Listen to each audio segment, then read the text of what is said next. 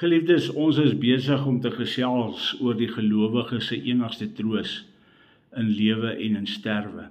Ek word getroos deur die feit dat ek nie aan myself behoort nie, maar aan Jesus Christus, wat my duur gekoop het deur met sy kosbare bloed vir al my sondes ten volle te betaal. Nou verklaar die Heidelbergse Katekismus verder dat hy my so bewaar dat sonder die wil van my hemelse Vader geen haar van my hoof kan val nie. Die Here Jesus verseker ons dat selfs die hare van ons hoof almal getel is. God sorg vir ons sodat sonder sy wil niks met ons kan gebeur nie, en wanneer daar dan ook slegte dinge gebeur, dan word ons verseker dat selfs dan alles ten goeie gebeur, omdat ons aan hom behoort en hy ons liefhet.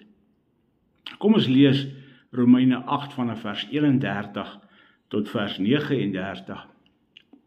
Wat sal ons dan van hierdie dinge sê? As God vir ons is, wie kan teen ons wees?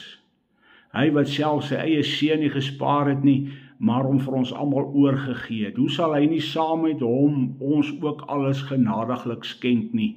Wie sal ons skei van die liefde van Christus? Verdrukking of benoudheid, of vervolging, of honger, of naaktheid, of gevaar, of swaard? Soos geskrywe is, om u ontwil word ons die hele dag gedood. Ons is gereken as slagskape. Maar in al hierdie dinge is ons meer as oorwinnaars deur hom wat ons lief gehad het.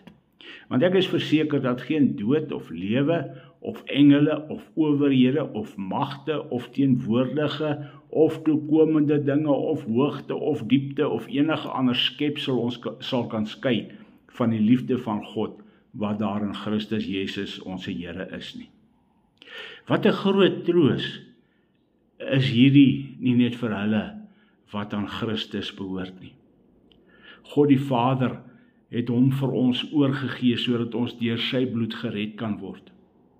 Sal hy ons dan nou aan onsself oorlaat, aan ons eie lot oorlaat? Nee, natuurlik nie. Hy het ons dan uitverkies nog voordat hy die wêreld gemaak het. Hy het ons by die naam geroep, ons is syne, ons behoort aan hom. Beteken dit nou dat ek nie moeilike tye, hartseer en lyding en swaar kry sal ervaar nie?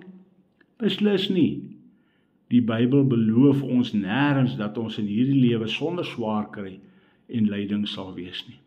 Inteendeel, die wêreld, die skepping is gebroke weens die sondeval. Daar's rampe en siekte en misdaad, lyding en dood. En God is nie die instigeerder, die oorsprong van dinge wat pyn en lyding veroorsaak nie.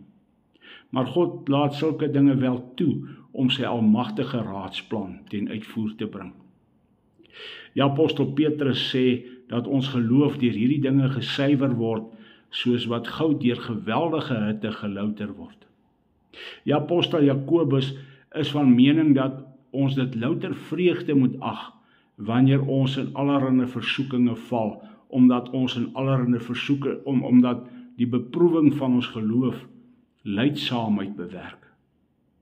Te midde van hierdie aardse swaar kry en lyde ondervind die Christen egter ook in hierdie lewe soveel vreugde en genade, omdat die almagtige God ook hier vir hom sorg en vir hom alles ten goeie laat meewerk volgens sy groot genadeplan. En daarom juig ons in die Here en loof ons hom, omdat hy ons op soveel wonderlike maniere seën. Die Christen is deur God uitverkies en verordeneer daartoe om verheerlik te word na sy beeld, na die beeld van sy seun Jesus Christus. Ons weet dat die lyding van hierdie lewe maar van korte duur is in vergelyking met die heerlikheid wat daar vir ons voorlê.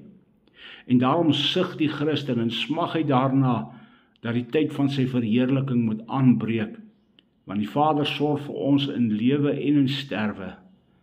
Niks kan ons uit sy hand ruk nie. Kom ons bid saam. Almagtige Hemelse Vader, ons behoort so ten volle aan U, dat selfs die hare van ons hoof getel is. Here, hoe sal ons ooit werklik kan besef hoe groot U liefde en genade is? Dit is so onbeskryflik groot.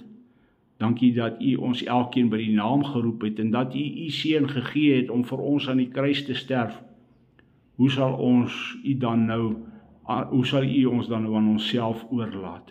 Dankie dat ons kan weet dat ons in hierdie lewe swaar kry en lyding sal deurmaak, maar dat U magtige raadsplan ook hierdeur tot uitvoering sal kom. En dat U alles ten goeie laat meewerk vir die wat U liefhet. Ons lyding is maar van korte duur en ons verduur dit in U krag. Niks kan ons uit U hand ruk nie.